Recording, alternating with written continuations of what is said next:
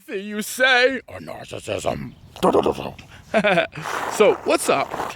I wanted to have a chat about something that recently came to my attention with the debate and talk about narcissism and empathy.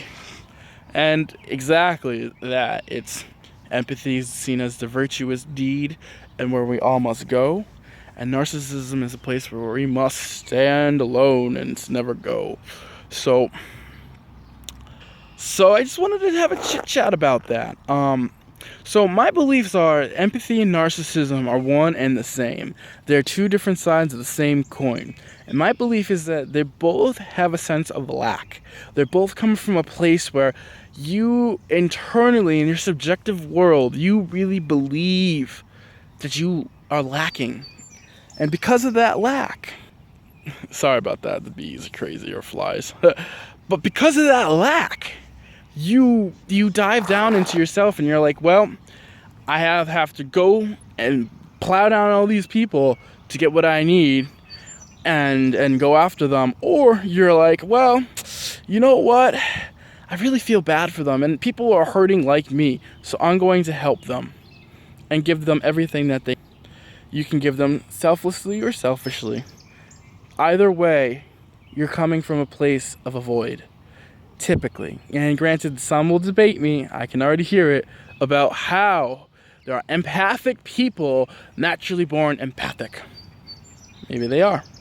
But once the empathic person that's naturally born empathic steps into the role of selflessness and gives themselves up for somebody else, that's when they create their own self-void.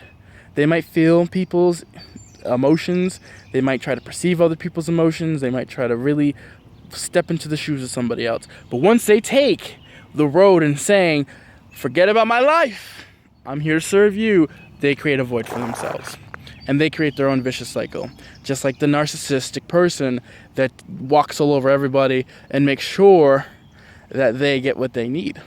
Which they never do, because, they can go through all 7 billion of us and they're still not going to be able to find themselves within us. Same thing goes with the empathic person. But does that mean that narcissism and empathy are both bad? Or are they both good? Neither. They are virtues. And virtues in life state that if you do an action, whether it's like, for instance, courage. Today I'm going to be courage. If I'm too courage, that's a vice. If I'm not courage enough, that's a vice. And the same thing goes with narcissism and empathy. If I'm not empathetic enough, then I'm not going to look at another person and have any value for them. I'm going to walk all over them. So I need to be somewhat empathetic to feel them so that I know that they experience a subjective world like I do and have respect for that. But at the same time, if I'm too empathetic and trying to cater to everybody, then what does that make me? Nothing. Because my self-worth and value are gone and transmitted over to somebody else and saying that person is more important than my life. And that's wrong too. Because you have a life to live. I have a life to live. We all have a story to live. And if we honestly take ourselves and say, no, I'm bad, like a lot of us do. A lot of us are born thinking we are bad. I'm the reason why my parents are not together. I'm the reason why my parents got a divorce. I'm the reason why, my friend died. I'm the reason why. We do. If you have a friend that's committed suicide, you might think that. I did for a long time. I thought I was the worst person on this planet. Because I saw myself as nothing but a problem that needed to be eradicated of, while other people were the more virtuous ones. But it's neither or, it's and. We all deserve a right to live with prosperity and live our lives to the fullest of our subjective world and reality and what we make of it. And nobody should be able to dictate that.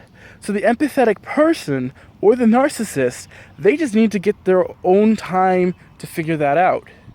As soon as we start throwing labels around like, oh, you're the narcissist, or you're so empathetic, thank you. But reality is, you can do that. But they're just, and you're adding to their own void. And you know what? You're creating a world where that's your reality. Your reality is that. If you want to blowed up the boats of people with voids, and maybe you have it yourself because that's probably what you attracted in your life, because you're looking to fill your own void. I mean, I think the best thing about living on this planet is that we don't know the answer why we're here. We just know that we are. And sometimes in life, we have to just go with that.